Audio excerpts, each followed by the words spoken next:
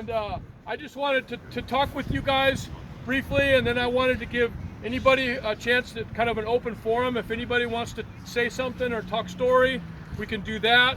And then we're going to transition into we'll paddle out. We can grab a flower, put it in your teeth, put it in your shorts. I personally trimmed all the thorns off of those roses, so I hope you don't get stuck. Good job. And then we'll paddle out. We'll form a circle. We got to safely get out. Look out for everybody. We'll form a circle, and then we're basically taking Eric for his last swim. Don't tell anybody that, but that's what we're doing. And then we'll be done. So I want to start out by thanking you all for being here. Thank you all so very much. And Steve Hicks, this wouldn't be going on if it wasn't for you. Yes. Yeah. Thank you so much. Integral part of making Eric's goodbye all happen. So kudos to you. I want you guys to know that Eric's fine. He doesn't have any problems. He's not in pain. He's up in heaven.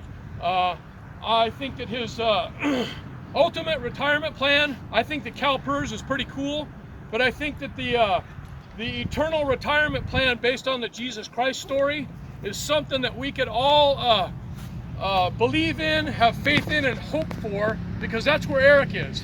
His investment in his eternal retirement was in his faith in God and his belief in the Jesus Christ story. So don't feel bad, don't be sad, and tag, I'm it, we're next.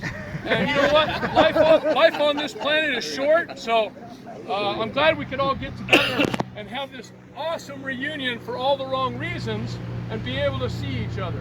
How good to see you guys. And I also would say that if Eric were here and talking to us, which I'm going to speak for him, he would tell you guys how much he loves you guys and how much he knows that you loved him. He reflected on that quite a bit in the latter conversations I had with him, and we were able to say that what a great opportunity for us to all have our day together in the sun, to work together, to be entrusted with this amazing profession of keeping people alive on the edge of the earth. What an amazing trust that we had given to us. And I can remember as a young lifeguard basically telling myself, you can't let anybody drown, you can't let anybody die. And that's what we all lived with, and that's what we all did together, and it was pretty cool. So Eric's fine. He's thankful that you guys are here. He loves you guys. He told me how much he appreciated you all, and you guys all pretty much memorialized him while he was alive.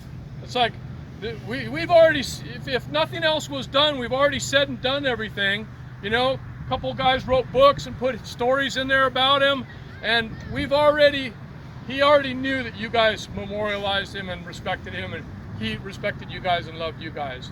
So with that being said, I want to losing my train of thought here. I want everybody to be happy. I don't want this to be sad. Let's start being happy. And this is a great, as Riley Royce would put it, Riley said something the other day, and he's like, it's always good to get together with our tribe. And we kind of are. We're kind of a strange tribe in that we're all these eclectic lifeguards from different walks of life, and we've stuck together all these years, And Steve Long used to put it pretty well when we'd memorialize other lifeguards that had passed. Steve Long was kind of like our shaman, and he put it into the same terms that Riley did, that hey, we are kind of like our own little tribe. So here we are together, and let's celebrate Eric's life. And I would say open forum, anybody that wants to talk, and then we'll progress down this way with flowers and such. Well said, Chris. Thank you. I don't think I can get up on that. I have it on good authority that he, as we speak, is organizing a buoy swim in the sky. Bancroft has already joined him, and so has Dave Price, and a whole bunch of other guys that we said goodbye to a long time ago. I have to share a story with you.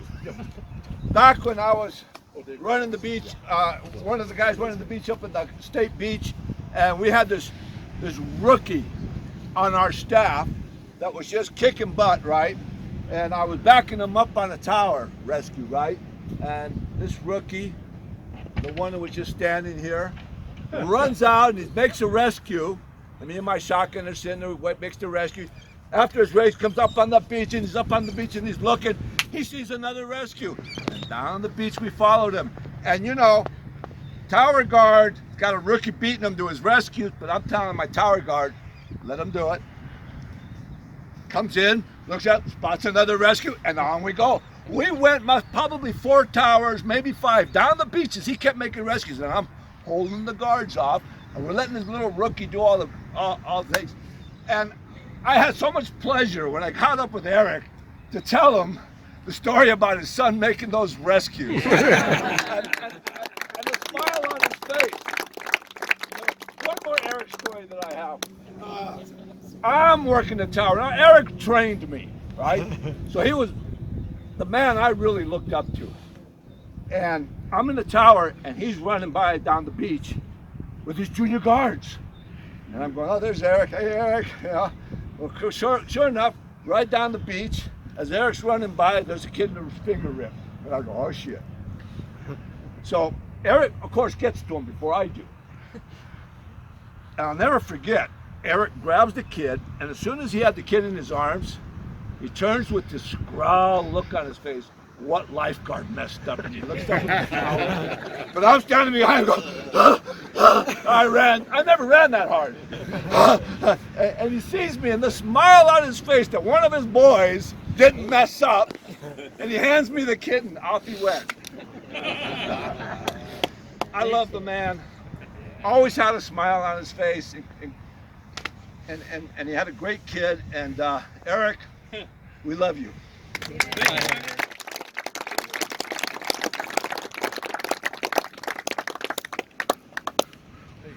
I'll say something since everybody's paused.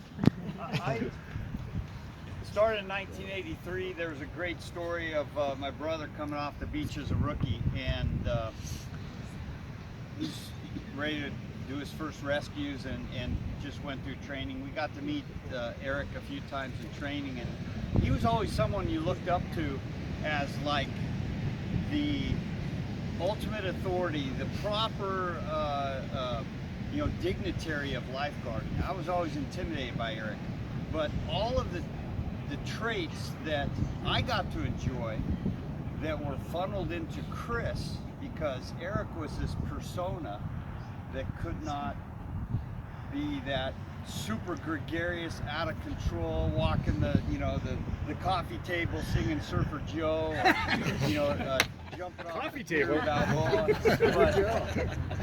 But to hear the story from my brother, who he was on the beach, he had a guy pull up in a Jeep quickly, said, "Get in, there's a rescue." And I don't know the details, but who do you think was driving that Jeep and saying there's a rescue? And it was Chris, just the pure emulation of that lifeguard that knew everything. And then to live with Chris off and on for years in the bow pad and see his knowledge that was just innate in him, and it came from good genetics. I mean, obviously Eric was a genius, spoke many different languages, taught, coached. All you guys got to be, I didn't get to play water polo or swim under him, but to see Chris walk around and pick up a German language and start talking in German, or remember all the words fluently to these surf songs. I got to experience Eric from a distance, but know that we experienced greatness, and the legend still lives on in the stories and the memories, and in this guy Chris, because he's a legend in himself. So appreciate it. Thanks. Ooh, yeah.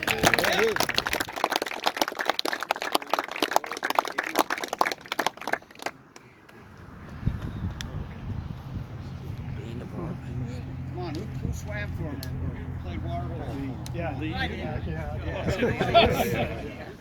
Come on now.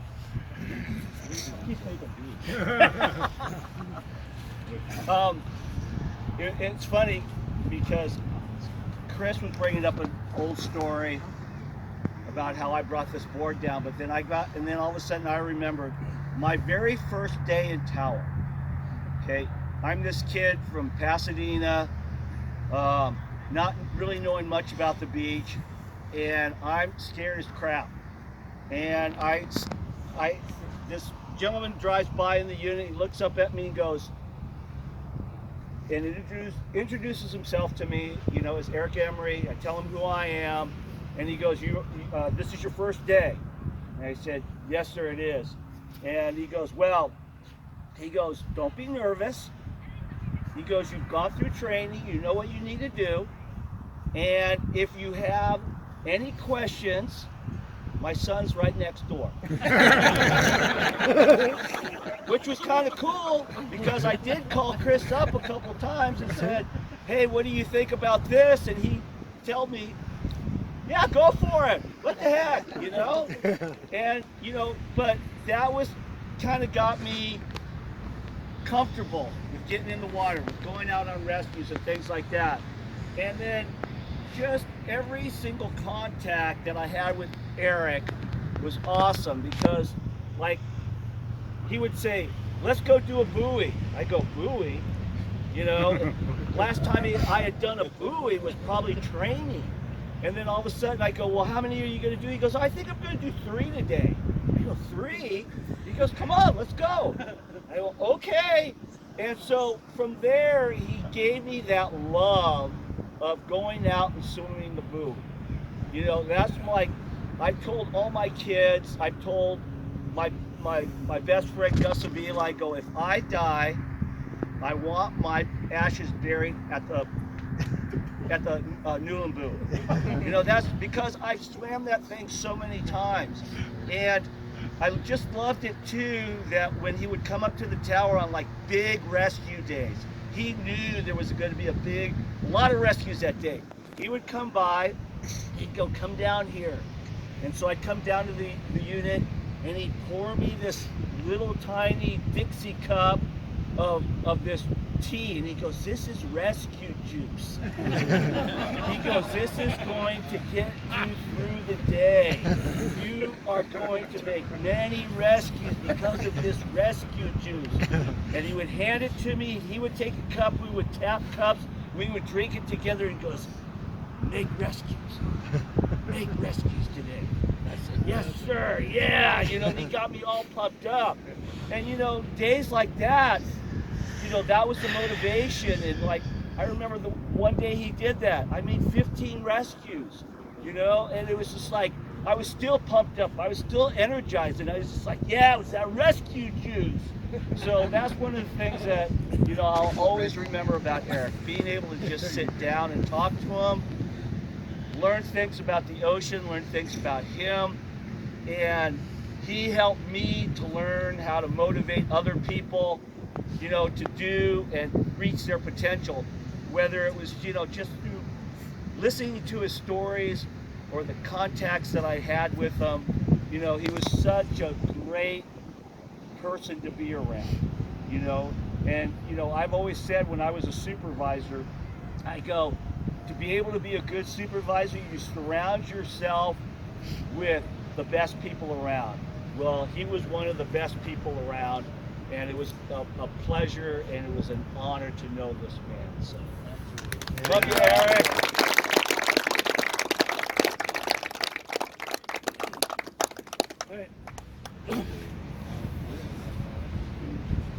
Yes, great to see all of you here. Just what a great group. State lifeguards and all of their family, friends, and friends of the family and everything. Just great to be here. I am very lucky, and I would even go so far as to say blessed, that I got to know Eric when I was 16 years old as a junior in high school. And then he was my first water polo coach at Edison High School. He was also an English teacher. What a brilliant mind he had. He had a master's degree in English, and his specialty was Old English. He could write and speak in Old English. But what I want to talk about Eric is that we had a lot of fun together. He may have been this great leader, and he was, as an instructor of lifeguards and a supervisor on the beach and all that. but he was like a big kid in a lot of ways. There was no more joy in anybody than in Eric Emery. He just always had a smile on his face, a twinkle in those blue eyes. He made everything fun. But I have a couple of little just war stories. I remember one day we had a really big day of south swell coming into Huntington Beach. We finished the day and we were all going to go body surfing after work. So we swim out into good 8 to 10 foot surf. And I was with Eric, and we ended up taking off on a wave together, body surfing, that just hollowed out into this giant cylinder. And we were so happy. All I could hear is Eric going, "Woo!" And it was echoing off the inside of the tube. And I could hear it. And I said, "Woo!" And when we got to the beach, we said, can you believe it? We were hearing our hoots echoing inside the wave. I mean, he was sensitive to that kind of stuff. What else? Everything was fun with him. It really was. He made it so fun. I was lucky enough to be a junior lifeguard with him when Chris was just knee-high to a grasshopper, about 7 or 8 years old. Every single day was a joy to be running up and down the beach, swimming and body surfing and doing all the fun stuff, Chris. And there were so many great people back then. Final thing, I always looked up to Eric because he was a Huntington Beach local. There's nothing like being a local. I was from Huntington Beach. I went to high school here. Eric went to Huntington Beach High School and graduated there. When he was 16 years old, he became a Huntington Beach City lifeguard and was trained by the greats like Frank Sorelli, Phil Sheehan, some of the great Huntington historical figures. But having that connection with Eric, that we all came from this town, this was our beach, this is where we learned to swim and ride the waves and all that kind of stuff. I felt that was a really special connection. And Eric, thank you for guiding me into all of that. You were the one that said, "Lee, you can be a lifeguard. I'll show you how. Let's do it." And we did. And so, Eric, thank you very much. Thank you for everything you did for me and for everyone here. Good job, Lee.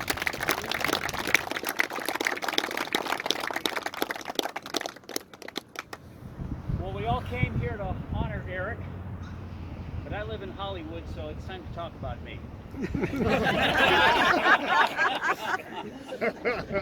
I came from Santa Cruz, which was a paltry little Siberian station in 1973 when I got hired and came down here. We were very looked down upon, and we had a very makeshift program of 5 guards.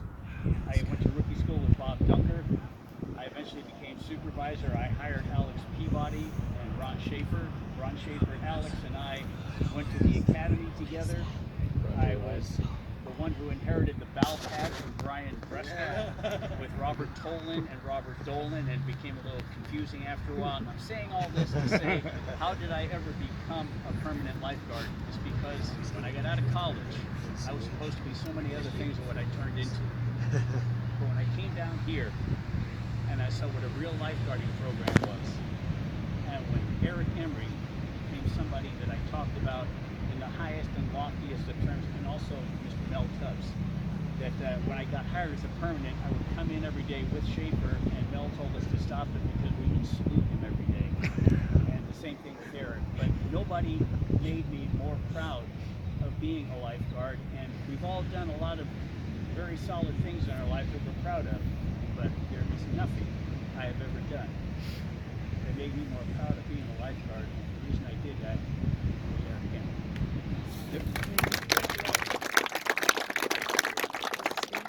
Roger, Rod.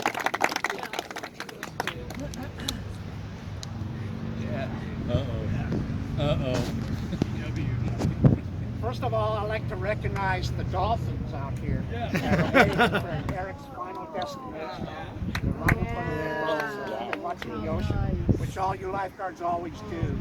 You know about the dolphins. My name is Greg Scott. I started lifeguarding here when I was 17 in 1975.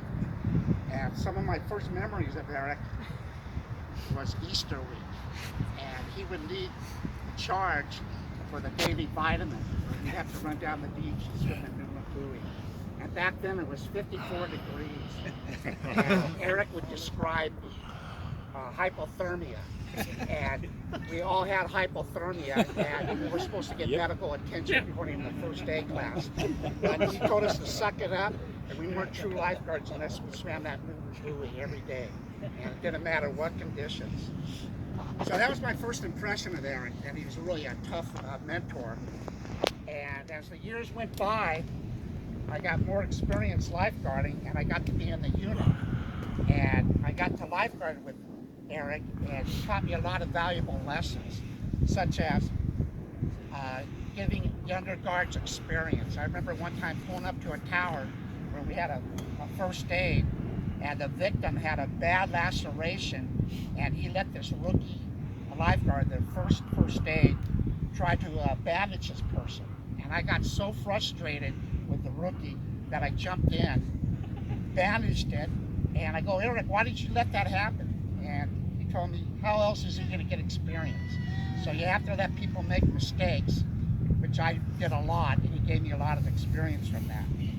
So as the years went by, I became a full-time permanent lifeguard, and I got to do the schedule. And I always made sure I rode with Eric, and I learned a lot of valuable lessons from Eric. And he was a very disciplined person. As most of you know, he would come to work every day, very methodical. He'd have his lunch in about 5 Tupperware tubs, and they'd be perfectly portioned. And so before we would go out to check on the towers, we would go down to Sunset Beach, and he had a favorite market there, and he would buy kefir. And every day he would drink this kefir, and it was kind of like fermented sour green yogurt, and that kind of always stuck in my mind. I just have a few little memories like that. Another time I was with Eric, and we were up on top of the headquarters here, and it was a windy day here in Bolsa. It gets about 20-mile-an-hour west winds, and he saw this umbrella, and it started tumbling, and it was going through a crowd, and he got us down to the Jeep because he said, we got to go stop that umbrella, it's going to hit somebody. And as soon as we got down to the berm, we tried to get to the umbrella, boom, it went in some lady's thigh, and it was a gruesome first aid. The crowd was really repulsed, and he handled it just like the medic he was in the Army, so that was pretty impressive. I grew up with Chris Emery when he was 16, and I have fond memories of Chris, and we were best friends for a while, and I was a bad influence back then. Oh, yeah. 12-packet of beer and watch You taught me well. And, I've been talking a long time, but I'm going to make a couple quick stories about this. The lifeguards had a tradition of going to Dodger Stadium. Oh, shit. And we would get hammered, and some of our behavior was not normal. And one time we went, and there was a CHP bus there, and the lifeguards attacked the CHP bus, and there was a criminal complaint the next day about our behavior. And it went through all the lifeguard ranks, and I showed up to work, and of course I was riding with Eric, and the happiest I've ever seen Eric was, he goes, Greg, was my son there at Dodger Stadium? And I said no, and he was just relieved the whole day. That's too much. We had IA investigations, and that's just a little of the darker side of lifeguarding. Anyway, one last closing thought is Eric included me on a lot of social events with him after work, which I really felt proud to do. And one of my fondest memories is going to a Japanese restaurant with him, with T-Rod Bancroft. And T-Rod and Eric were always trying to learn new languages, and Eric would always have these little flashcards of Japanese words, and he would go in there with T-Rod, and they would try to converse with the waiter over to order sushi and stuff. So that was one of my fondest memories. And I have one more, but I'll have to get back to everybody on that. Thank you, Greg.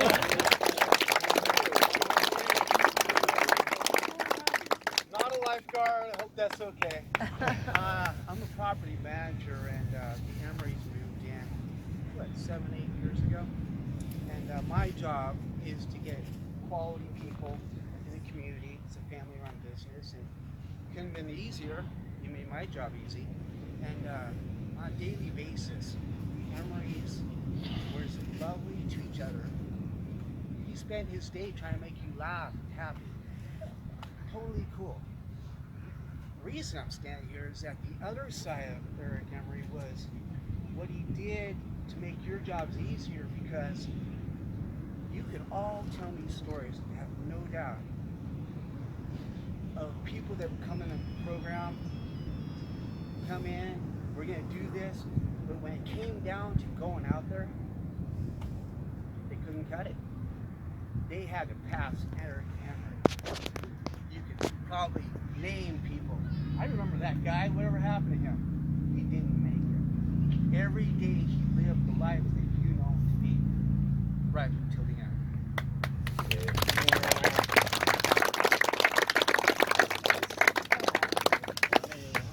All right, don't mind me jumping in here. I'd feel awful if I didn't step in at some point and speak to everybody about what a great man Eric was, and what a example he was for me, and the impact that he had on my life. It's just immeasurable.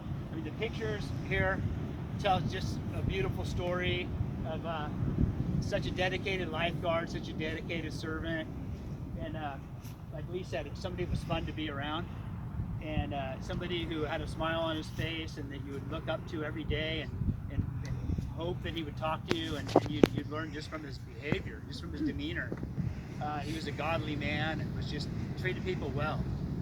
Good times with him, you know, and the way with words. But you know, being a junior guard with him, he was the greatest junior lifeguard instructor. He led us on the greatest field trips up and down the coast of Moonlight and Silver Strand and Carlsbad, where we met all the legendary lifeguards like Mestry and Sofa and Pryor, Terry Murphy, and the rest of the guys.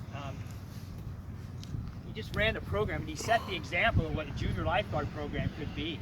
And he had us running up and down the beach and enjoying everything, to the point where we were ready to be lifeguards after working as a junior guard with him. You know, he'd let us ride on the back of the Jeep and make rescues, and it helped so many people get started in this profession. And he's just such a legendary figure, and somebody that you know, I've known since I was 6 years old. When Lee was in water polo and I'd go to the games, and Eric was the coach in the varsity jacket. Was so organized, and you know, it was just somebody that we just loved, and I loved him. And you know, other than that, he started up the whole connection between Edison, you know, all those guards. There's so many of us that have been around throughout the years, and here we are, still a proud group and a tribe. And you know, God bless him for all the life-saving he did and all the great impact on a lot of our lives. So, thank you.